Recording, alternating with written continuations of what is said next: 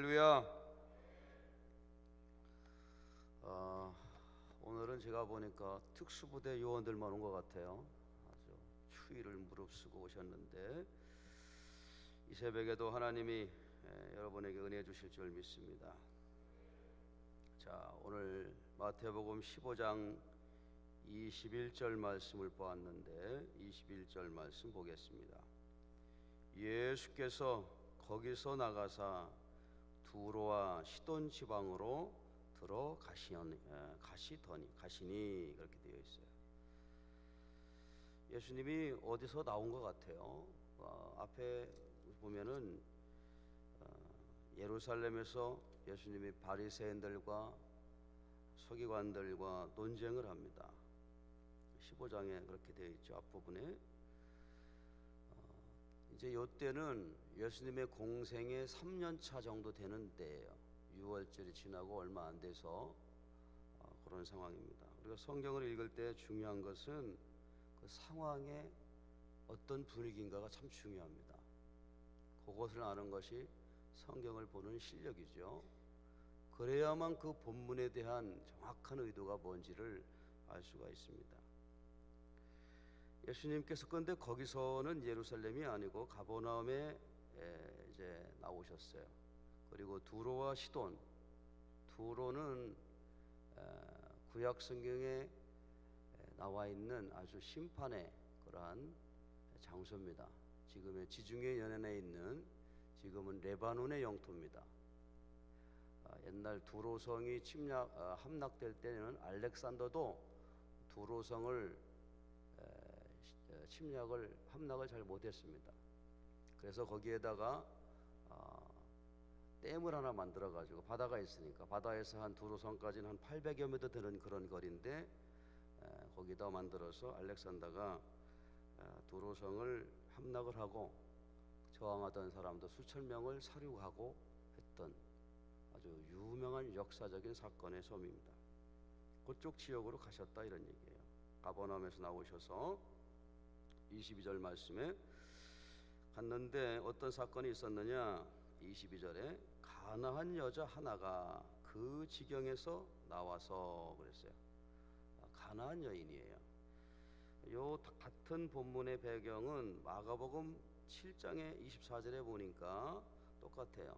예수께서 일어나서 거기서 떠나 두로 지방으로 가서 한 집에 들어가 아무도 모르게 하려 하나 숨길 수 없더라. 그러나 예수님이 가버나움 또 예루살렘 이러한 모든 여정 가운데 너무 피곤하신 거죠. 그래서 이쪽 지역에 가서 어느 한 집에 좀 조용히 숨어서 지내고 싶었던 거죠. 근데 어떻게 됐는지 마태복음에는 없지만 마가복음 7장 25절에 보니까 이에 더러운 귀신 들린 어린 딸을 둔 한 여자가 예수의 소문을 듣고 뭐를 들었어요? 소문을 듣고 곧 와서 그랬어요. 듣기를 잘해야 됩니다. 성경에 보면은 예수님을 만나본 적도 하나님의 말씀을 잘 들은 적도 없는 사람들이 믿음의 위대한 업적을 남긴 경우가 많아요. 구약에 보면 여리고성의 기생 라합도 마찬가지죠. 라합이 무슨 구체적으로 모세 이야기를 들었습니까? 배우기를 했어요. 제사를 온전히 한번 들었습니까? 그런데 그 주막에서 오가는 사람들의 이야기를 들은 거예요. 들으면서 믿음이 생겼어요. 그러면서 상천하지 하나님, 당신의 하나님이 당신들이 믿는 하나님이 내가 보니까 진짜 하나님인 것 같다 라고 하는 것이죠. 주막에서 와고 하는 사람들이 광야에서 있었던 일, 어떻게 그런 일이 있을까? 우리가 신앙생활하면서 무정 중요한 부분은 한 사건을 볼 때 그것을 면밀하게 관찰하는 습관이 중요합니다. 우리는 대부분 그거 놓쳐요. 왜냐하면 정확하게 세밀하게 보려고 하는 습관이 안 돼 있어요. 성경을 보든 어느 현상을 보든 우리가 소문이라는 부분도 그냥 집어 넘기지 않고 그것이 무엇을 의미하며 어떠한 상황으로 되어지는지를 좀 관찰하는 습관을 가져야 됩니다.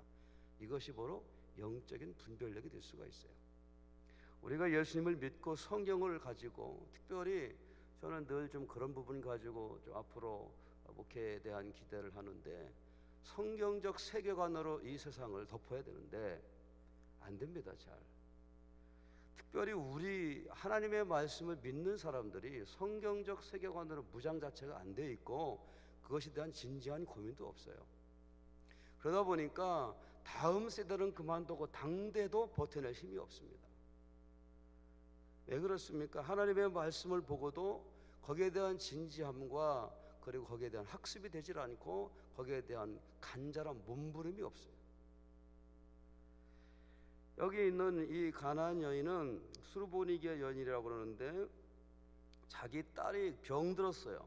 귀신 들렸다고 그랬습니다. 그것도 어린 딸이라고 그랬어요. 삶의 모든 것이 여기에 묶여 있는 것입니다.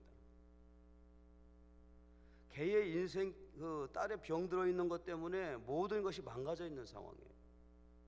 그런데 예수님에 대한 소문을 들은 것이죠.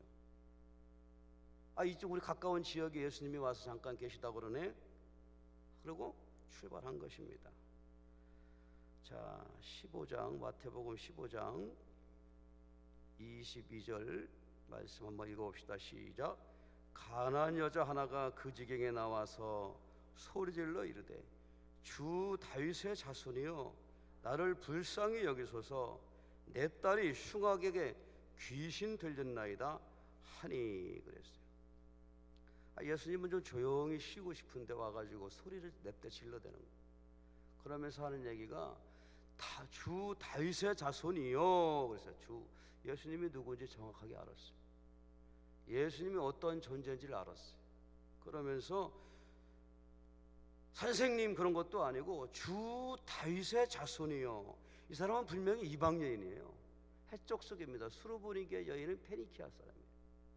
해양 민족에서 나왔던 철기 문화에 이랬던 사람이에요. 그런데 이렇게 나왔어요.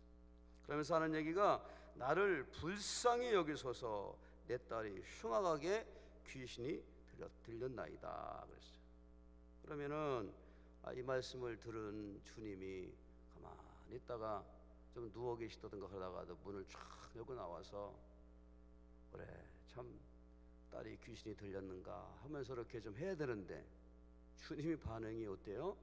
자, 23절 말씀입니다. 또 한번 읽어봅시다.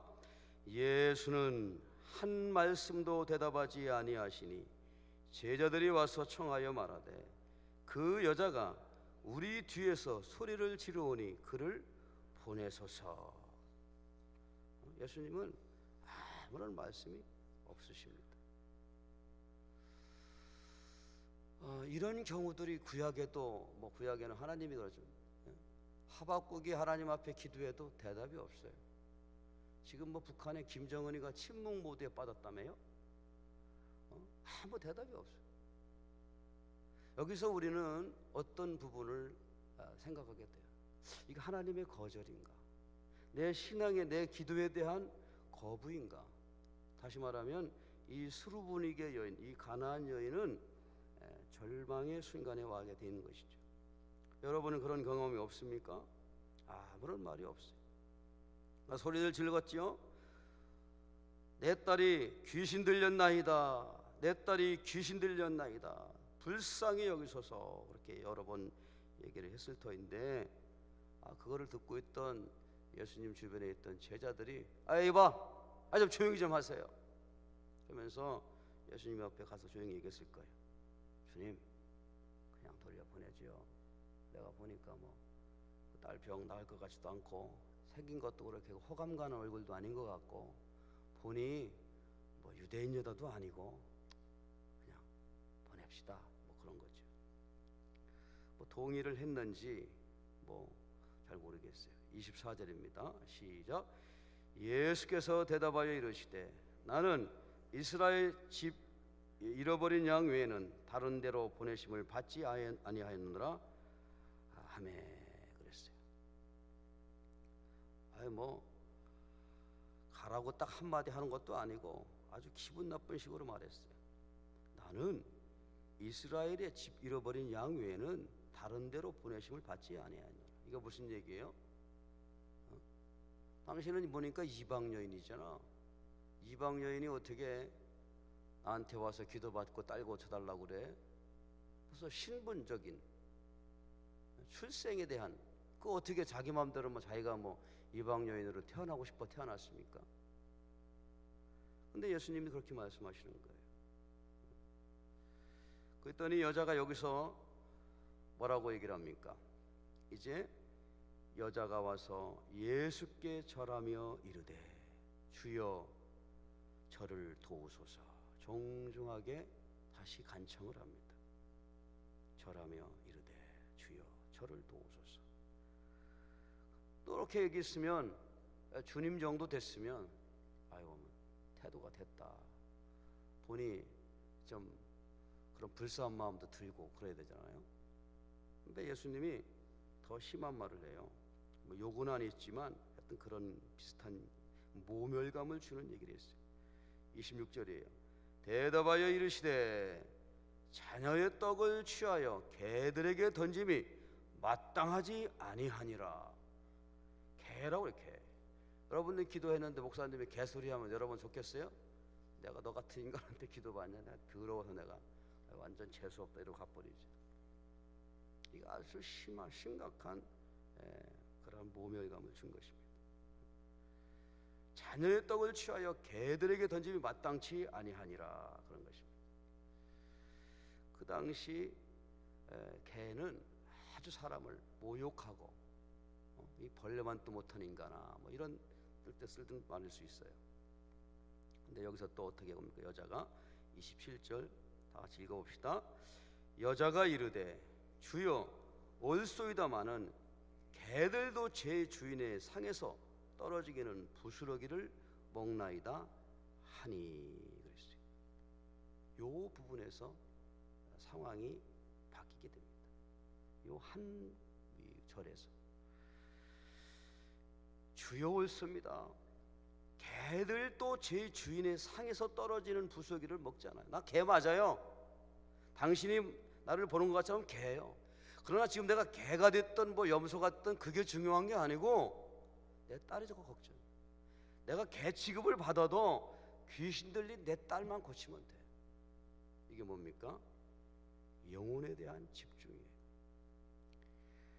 마음이 하나님께 고정되어 있는 집중된 마음일 때 자기 자존심과 자기의 모든 그런 모멸감을 극복할 수 있는 믿음이 생깁니다. 할렐루야. 바리새인들을 보십시오. 성경 잘합니다. 예수님과 논쟁도 했어요. 예수님의 논쟁의 핵심이 바리새인들은 누구보다 잘 알고 있었습니다. 그런데도 그들의 마음은 다른 데 있었습니다. 그런데 이 가나안 여인은 자기 딸의 병을 고치는 데 있어서는 그 어떠한 소리도 들어오질 않았어요. 자신의 모든 지성과 감성과 이런 모든 것들도 다 뛰어넘는 간절함이 예수님 앞에 보였던 것입니다. 그래서 이렇게 얘기한 거예요. 맞습니다. 예수님의 말이 맞아요. 개들도 제 주인의 상에서 떨어지는 부스러기를 먹지 않습니까? 저 개 취급 당해도 상관없습니다. 그러니 내 딸 좀 고쳐주세요. 그렇게 이야기를 한 것입니다. 여기서 우리에게 주고자 하는 교훈이 뭡니까? 절망하지 아니하는 한 여인이. 우리가 성경을 볼 때 그건 성경 이야기지 그러면 그냥 그거로 끝나겠지만 이 성경을 통해서 우리에게 말씀으로 다가오면 그 이야기는 따라합시다. 나의 이야기가 됩니다. 되는 거예요. 자, 28절 한번 읽어봅시다. 시작. 이에 예수께서 대답하여 이르시되 여자여 내 믿음이 크도다. 뭐를 보고 믿음이 크다고 그랬을까요?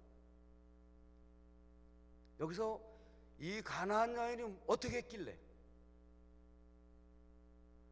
예수님은 그 가나안 여인에 대한 신앙의 그 집요함, 신앙의 집중, 간절한 그 마음을 보고 믿음이 크다고 그런 거예요.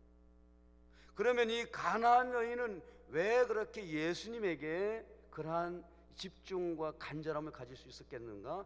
그것은 바로 다윗의 자손 예수님의 인격성, 예수님의 거룩한 품성에 대한 믿음을 가지고 있었던 것입니다.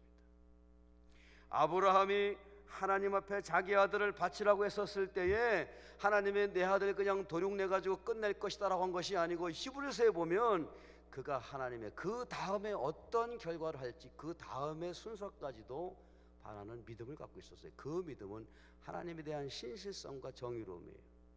그리고 하나님의 인격과 품성에 대한 간절한 기대입니다.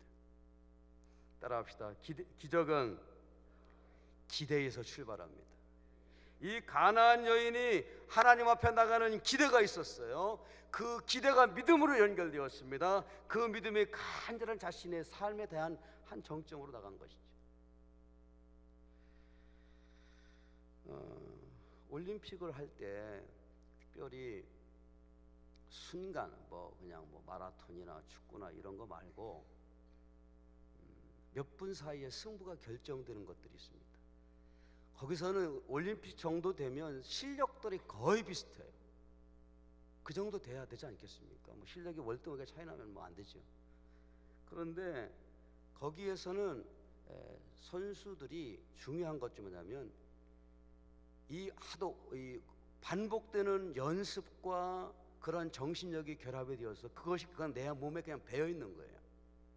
내 몸에 배어서 그냥 내가 눈 감고도 내 몸이 알아서 움직일 정도가 되는 정도가 되어야 올림픽에 금메달을 목에 걸 수가 있습니다. 아주 집중하는 것이죠. 거기에 몸을 던지는 것입니다. 예수님께서도 이 가나안 여인의 신앙에 대한 간절함이 거기 단계까지 이른 걸 보시고 내 믿음이 크도다.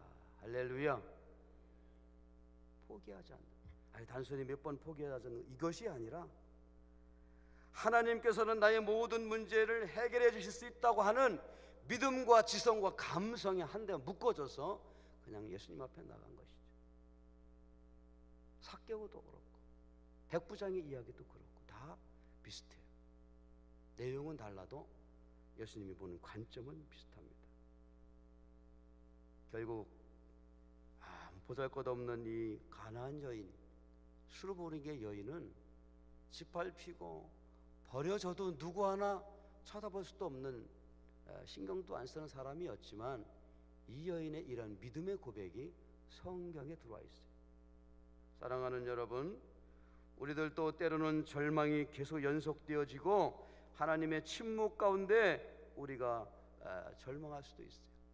그러나 이 시간 우리에게 필요한 것은 하나님의 인격의 풍성함과 하나님의 성품의 온유함 가운데 우리가 믿음으로 달려가기를 축원합니다. 저 여러분이 그러면 반드시 오늘 이 가나안 여인처럼 내 믿음이 크도다. 따라합시다. 내 소원대로 되리라, 되리라. 할렐루야. 우리 홍 목사님 요즘에 소리를 크게 질러, 나도 따라서 지르는 거예요. 되리라, 일어서라, 올라가라 그랬잖아요. 다 같습니다. 중요한 것은 우리가 하나님 말씀 붙들고 나요. 요즘에 참 걱정이에요. 하나님의 말씀을 붙들고 승리하는 저 여러분 되기를 주의 이름으로 축원을 합니다. 기도합시다.